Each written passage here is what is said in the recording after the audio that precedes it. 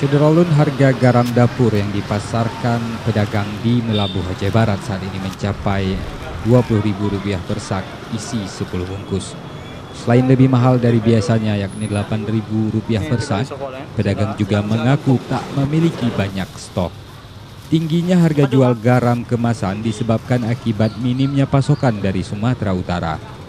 Dampak dari kelangkaan garam kini juga berpengaruh terhadap pelaku usaha pengeringan ikan asin dan belimbing wuluh di Aceh Barat yang menggunakan garam sebagai bahan baku. Sebagai solusi Syederalun, mereka pun memilih menggunakan garam tradisional yang dibanderol Rp10.000 per kilogram. Warga berharap pemerintah segera mengatasi mahalnya harga garam yang saat ini membuat warga mengeluh. Dari Melabuh Aceh Barat, Dedi Iskandar, Serambi On TV.